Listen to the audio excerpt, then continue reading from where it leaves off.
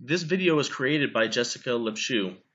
It is very rare, and I'm sure many of you have experienced this before, where one video takes you off of the fence on a topic, something you may have been observing and you did not know about, you weren't sure about, and it pushes you one way or the other. I understand that I'm not an astrophysicist, okay? But in my job, I do a lot of geometry. It's this point, that point. What's the waypoint or the elevation? Up, down, left, right. Multiple points, 15 points. Where do they converge? Where do they? I think you see my point. Okay. You might think that that has nothing to do with being able to do math in a astronomical sense. Math is math. Okay. All right, guys. And this video really impacted me, and I really wanted to share it with you. I'm going to go ahead and let these NASA scientists give their analysis on this new information that they're sharing about Planet 9 or Nibiru or Planet X. And I'm going to let them go ahead and dig their own hole. And then at the end, I'm going to go ahead and let you know what it is that I'm seeing and hearing, because this impacted me in a big way. I called Rich Guz right away, and I'm like, Rich, I have a problem here. I have a problem. And called a couple other people, and I'm like, we have a major issue. And Rich understood exactly what I was saying. He finished my sentence. Bravo. Bravo. Anyways, let's go ahead and play this. I apologize for running my mouth for so long. Let's do this. Thank you, Jessica. If Planet X is out there, we'll find it together. Or we'll determine an alternate explanation for the data that we've received so far.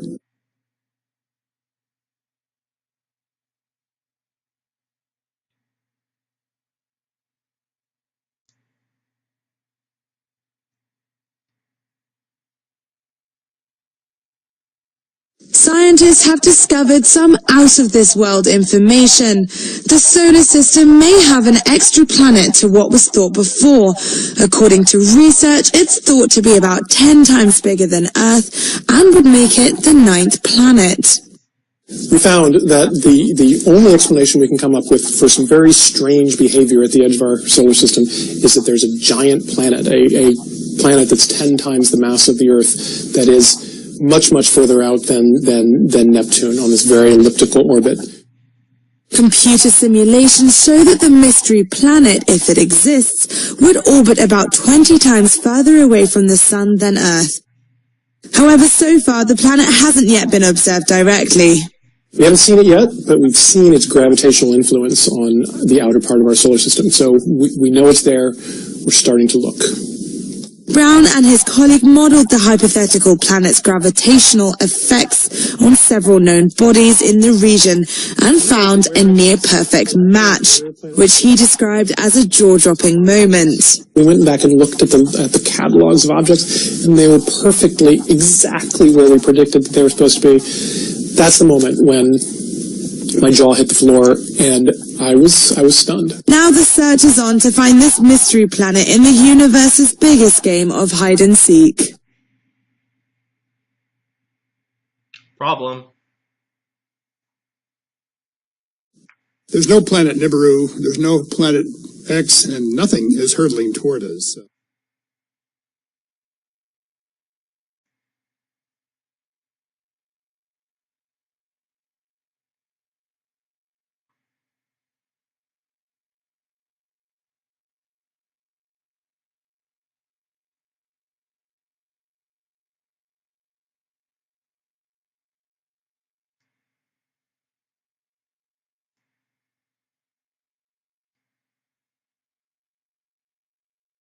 What we have discovered is that numerous features of the Kuiper Belt, a field of icy debris beyond the orbit of Neptune, can be understood if the solar system possesses an additional 9th planet that resides well beyond.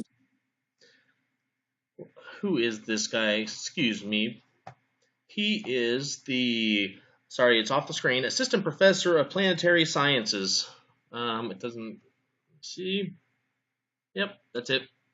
Continue. An additional 9th planet that resides well beyond the orbits of the known planets.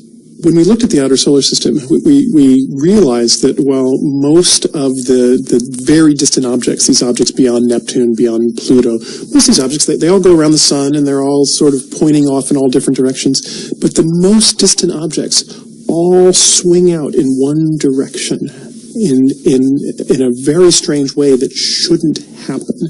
And we realized that the only way we could get them to all swing in one direction is if there is a massive planet also very distant in the solar system, keeping them in place while they all go around the sun.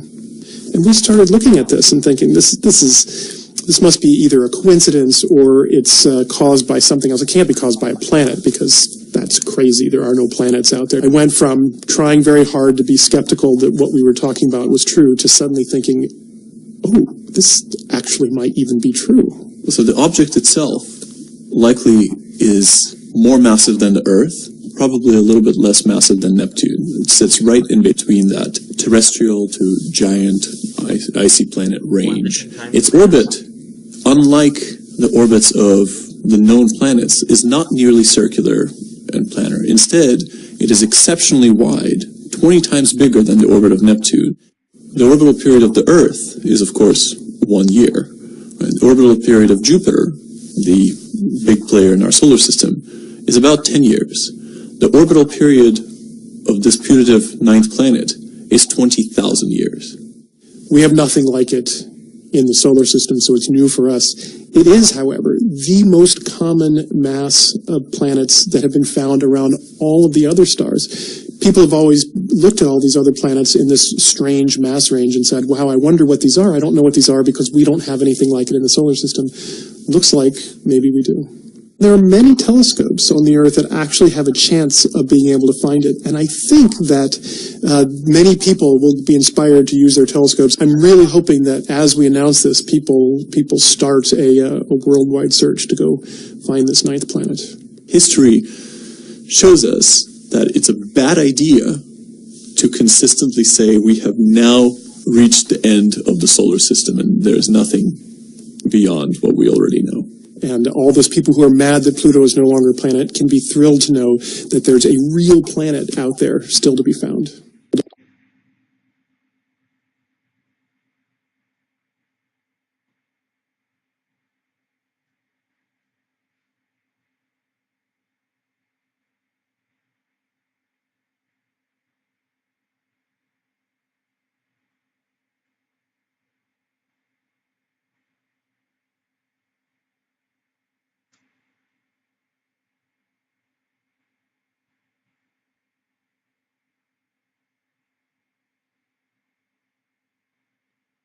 Yeah, and I'm going to go ahead and let that run through. So, yeah, good job. All right, so I'm going to just run through really quick because I want to address a lot of what these guys are saying. Of course, again, I'm not an astrophysicist, but I think I can go ahead and cover most of what they're saying here. Go ahead. Planet X is out there. We'll find it together. Or we'll determine an alternate explanation for the data that we've received so far. Okay. So this individual says if Planet X is out there, we will find it together. I don't know about you guys, and this is not hardcore proof that I'm showing right here or anything like that. It's just an opinion. But I don't have a $20 million or $100 million telescope in my backyard. I don't have an infrared telescope. I sure don't. No. And I don't think a GoFundMe is gonna, if we all pulled our money together and went and put one in, Argentina or Chile, I don't think we're still gonna have enough money. All right, I'm gonna play just what was thought before. According to research, it's thought to be about 10 times bigger than Earth and would make it the 9th planet. All right. Now here's the problem. You cannot determine the size of a planet without determining first its location. Okay? We're going to find it together, guys. Isn't that what he said? We're going to find it together. doesn't every one of these people, you've already watched it, don't they say that it's out there somewhere? We'll locate it. We're going to find it. You cannot even get close to determining the size of a planet without first determining how far it is away from what it is influencing gravitationally. Okay, that's like step one. Okay, there are multiple ways to identify where this object is. Number one, you don't have to actually observe where the planet is. You can observe the influence that it's having on multiple different objects. Planets, is it affecting orbits? And if it is, to what degree is it affecting the orbits? What's the math relation? Here you go. What is the mathematical relationship between the size of the thing that is being affected and the other planet or item or thing that is being affected? What's the relationship between the two of those? What's the varying degrees of change in orbit or whatever you're observing in those things? You run the math and you use geometry, and I'm just like, here we go. How do scientists measure or calculate the weight of a planet? This article is by Scientific American. Okay, pretty credible. So, a sheet metal worker from San Francisco, from California. Okay, I work in San Francisco. Before reading this article, could figure out pretty much how to determine where this planet is at.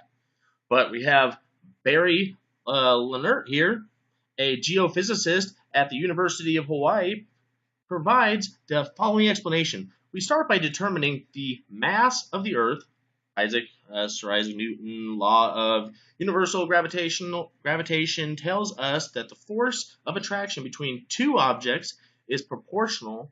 The product of their masses divided by the square of the distance between their centers.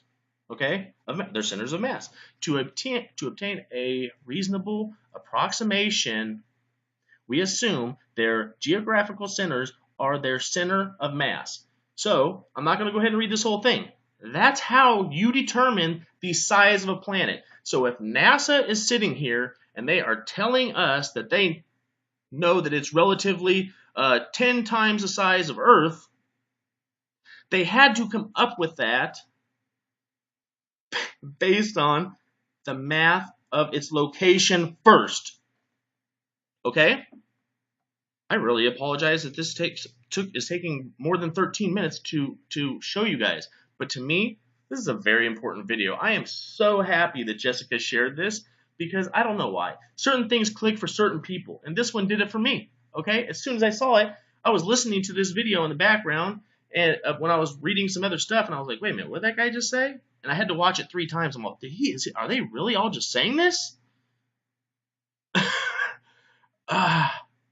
System is that there's a giant planet, a planet that's 10 times the mass of the Earth, that is much, much further out than planet that's 10 times the mass of the Earth, that is much, much further out than Neptune on this very elliptical orbit. Yeah, that's amazing. That's really 10 times. That's a very specific number, not 8, not 5, not 20, not 15, 10 times. That's freaking huge. Show that the mystery planet... Very elliptical orbit. Sorry about that. Computer simulations show that the mystery planet, if it exists, would orbit about 20 times further away from the Sun than Earth. If it exists, you have an observable reaction to something. It's not happening. Guys, you understand what I'm saying? Okay? Shit, I don't know. I have a whole bunch of really crappy examples that I could use. They have an observable event that is occurring in our solar system. They all agree on that. They're agreeing that they know the damn orbit. They know the damn crap. What's the word? Yes, it's just orbit. They have an exceptionally big or wide oval orbit. They know the size. They're all saying 10 times, except for the one idiot that's saying there's nothing out there or anywhere. Oh, okay, then why are you guys observing changes in our solar system and tilt in our Earth right now that is occurring and nothing's causing it? These people are all liars, okay? Liars. If what each one of them is saying, and they're pretending like math is not math, okay? You can't take 1 plus no other number at all and equal 2, okay? They just took the 1 out and then they presented it to us like we're a bunch of dumb shits. Observe directly. We haven't seen it yet, but we've seen its gravitational influence on the outer part of our solar system. So we know it's there. We're starting to look. You don't need to fucking look, excuse my language, everyone, because I know I keep saying this. They could not have come up with the size without the location. They don't need to see it. I feel like should I be a professor at Caltech? I'll walk in there and be like, hey, I don't understand any of your fucking math at all, okay? But I know basic geometry. I'm a sheet metal worker in freaking California. And here's your guys' first assignment. It's basic geometry, okay? Basic geometry. God. Modeled the hypothetical planet's gravitational effects on several known bodies in the region and found a near-perfect match. Near perfect match. I'm sure Caltech doesn't have a $400 laptop like I have, right? They're not working with like an HP that's that struggles to it's like got 2 processors or whatever the hell, right? Caltech, I'm pretty sure that they got some bomb crap over there, okay? So their Caltech, their computer models are saying it is a near perfect match. You can't have a yin without a yang. You can't have a green light without a red light, Well, there is a yellow, but whatever. You got to have an up to have a down. People, they know exactly where this thing is at. Why are they lying to you? I was on the fence this morning. I saw this video. I'm off the fence. 100%. 100%. Why are they lying? Why is everything happening? Why are they starting all these conflicts? Why are they building tunnels? Why are people like Rich saying that many truck drivers are delivering food? I know that many of you already know this stuff. I'm newly awake to this Nibiru thing that I just woke up to right now, today, and I'm excited. And I want other people to realize that this is not some bullshit, okay? All these people in this video are lying to you. And I don't know, maybe there's a math genius out there. Prove me wrong, okay? If I'm wrong, I'll do a video and I'll be like, hey guys, I'm the biggest idiot in the whole fucking planet, okay? I apologize. I totally tried to sell something that wasn't what it is. Okay? I'll do that. No problem. No problem. Anyways, you guys have a good, I believe we're going into the weekend, but people are going to be watching this video, for a while. So whatever day it is, you have a good one. Enjoy the days that we have, because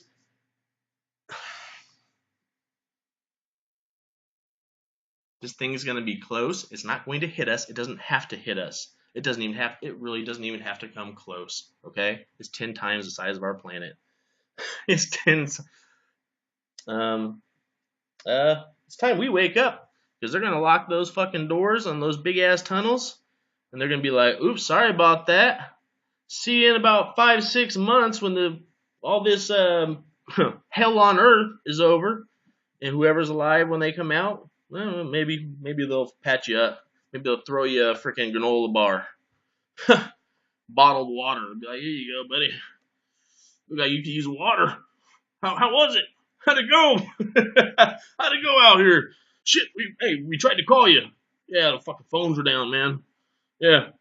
You didn't get the email? Fuck. Man. Oh. Anyways, all right, you guys have a good one. I understand that I'm not an astrophysicist, okay? But in my job, I do a lot of geometry. It's this point, that point. What's the waypoint or the elevation, up, down, left, right, multiple points, 15 points. Where do they converge? We'll give their analysis on this new information that they're sharing about Planet 9 or Nibiru or Planet X.